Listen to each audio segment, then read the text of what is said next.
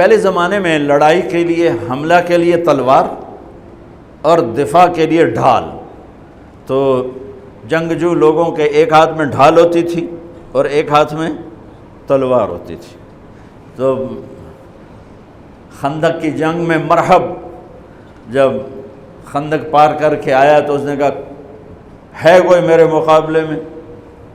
وہ سارے بیٹھ گئے، کوئی نہیں کھڑا ہو. حضرت علی کھڑے ہوئے، یا رسول اللہ انا لہو، میں جاؤں گا. میرے نبی جیسی شخصیت، علی جیسی شخصیت کو کہہ رہے ہیں بیٹھ جا، تجھے پتہ ہے یہ امر ہے، یعنی تو اس کے ٹکر کا نہیں ہے، بیٹھ جا.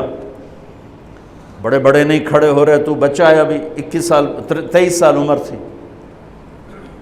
انہوں نے کہا کون ہے میرے مقابلے میں؟ پھر سب عمر جیسے شاہ سوار، زبیر جیسے، طلحہ جیسے. علی کھڑے ہو گئے، یا رسول اللہ انا لہو، میں ہوں. آپ کہو بیٹھ جا، یہ عمر ہے. پھر اس نے کہا کدھر ہے تمہاری جنت جس میں دعوے کرتے ہو شہید ہوں گے تو جائیں گے، تم میں کوئی جنت کا شوقین نہیں ہے؟ پھر کوئی نہیں کھڑا ہوا. علی کھڑے ہو گئے، یا رسول اللہ انا لہو. واہ، امام المتقین، من کنت مولاہ فعلی مولا، جس کا میں مولا ہوں علی اس کا مولا ہے علیہ الصلاۃ والسلام. بیٹھ جائیے، عمر ہے. یا رسول اللہ، پہلے تو آپ بیٹھتے رہے، جب تیسری دفعہ آپ نے کہا بیٹھ جا، کہا اب نہیں بیٹھوں گا. وَإِنْ كَانَ عَمْرًا، عمر بھی ہے تو میں جاؤں گا. آپ نے کہا اچھا چل جاؤ. پھر آپ نے ان کے لیے دعا کی. اب ان کے ایک ہاتھ میں انا الذی صمتنی امی حیدرا کلیث غابات کریہ المنظرا اوفیہمی بالساء کیل السندرا. یہ شعر پڑھتے ہوئے جا رہے تھے. میں ہوں جس کا نام اس کی ماں نے حیدر رکھا ہے. حیدر شعر کو کہتے ہیں، شعر، اس لیے آپ کو حیدر کرار کہتے ہیں، پلٹ پلٹ کے حملہ کرنے والا. تو آپ کا لقب تھا وہ شعر جو پلٹ پلٹ کے حملہ کرے اور سامنے کسی کو نہ چھوڑے. تو جب آپ پہنچے تو آپ بچے سے، وہ 100 لڑائیاں لڑ چکا تھا، تو کہنے لگا کون ہو؟ کہا میں علی ہوں. چہرہ تو چھپایا ہوا تھا. کہنے لگا علی بن عبد المطلب، آپ کے دادے کا نام لیا. مطلب کے بیٹے، عبد المطلب کے بیٹے علی. آپ نے کہا نہیں، بن ابی طالب، میں ابو طالب کا بیٹا علی. کہا ارے بھتیجے تو کہاں سے آ گیا، جا جا واپس، تجھے مارنا مجھے چنگا ہی نہیں لگتا.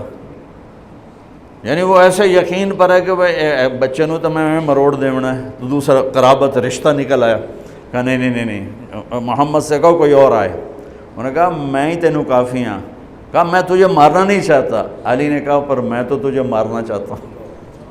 اس کو غصہ چڑھ گیا. اس نے آ کے جو ادھر کے وار کیا تو حضرت علی نے ڈھال پہ روکا. وہ میں بتا رہا ہوں کہ ڈھال کا تصور کیا ہے. اس پر یہ سارا واقعہ مجھے یاد ہے کہ دشمن کے وار کو ڈھال پہ روکا جاتا تھا. تو پھر اس میں جس کا داؤ پہلے لگ جاتا وہ پار ہو جاتا. تو اس نے 2-3 وار کیے، حضرت علی نے ڈھال پہ روکے. پھر اس نے ایک زور سے وار کیا تو اس نے ڈھال کو توڑ دیا اور کندھے پہ آ کے تلوار لگی اور کندھا زخمی ہو گیا. اب حیدر کرار بنا، پلٹ کے حملہ کرنے والا. زخمی شیر زیادہ غصے میں آتا ہے. حضرت علی نے جو پلٹ کے اس پہ وار کیا تو اس نے ڈھال آگے کی. تو علی کی تلوار نے ڈھال کو توڑا اور کندھے پر لگی. اس کی بھی کندھے پر لگ کے بس طاقت ختم ہو گئی. لیکن کرار کی تلوار ڈھال کو توڑا، کندھے کو توڑا اور پوری باڈی کو چیر کے 2 حصوں میں پھینک دیا. تو اس کی لاش پہ پاؤں رکھ کر کہا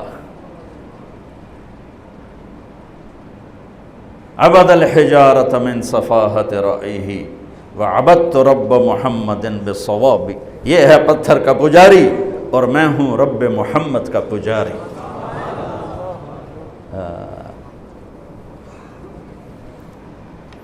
علی تقتحم الفوارس هكذا عني وعنهم أخروا أصحابي عبد الحجارة من صفاحة رأيه وعبدت رب محمد بالصواب وعفت عن أثوابه ولونني كنت المقتر بزني أثوابي لا تحسبن الله خاذل دينه ونبيه يا معشر الأحزاب.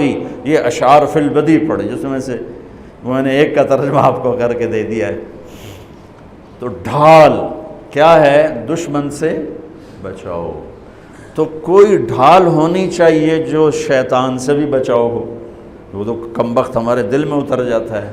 تو میرے نبی کی ایک حدیث، الصوم جنہ، الصوم جنہ، الصوم جنہ، میں دہرا رہا ہوں، روزہ ڈھال ہے، روزہ ڈھال ہے۔ نماز ڈھال ہے؟ نہیں۔ زکوٰۃ ڈھال ہے؟ نہیں۔ حج ڈھال ہے؟ نہیں۔ جہاد ڈھال ہے؟ نہیں۔ تبلیغ ڈھال ہے؟ نہیں۔ تلاوت ہے؟ نہیں۔ تہجد نہیں۔ تسبیح نہیں۔ قربانی نہیں۔ خیرات نہیں۔ کیا؟ روزہ شیطانی لشکر کے خلاف ڈھال ہے۔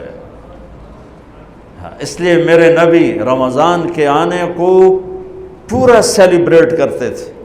اتنا نہ حج، نہ نماز، نہ روزہ، نہ زکوٰۃ، جتنا حج کو، روزے کو میرے نبی استقبال کرتے تھے۔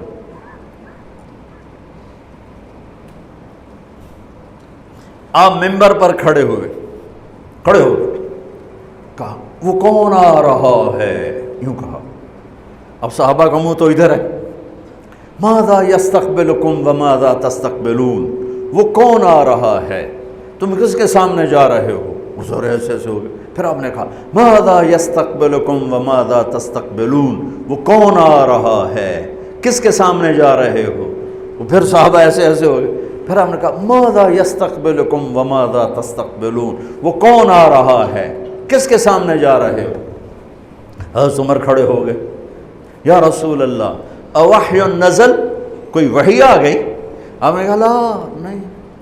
عدو حضر، کیا کسی دشمن نے حملہ کر دیا؟ آپ نے کہا لا نہیں۔ کہا تو پھر کیا ہے؟ ہم نے کہا رمضان آ رہا ہے۔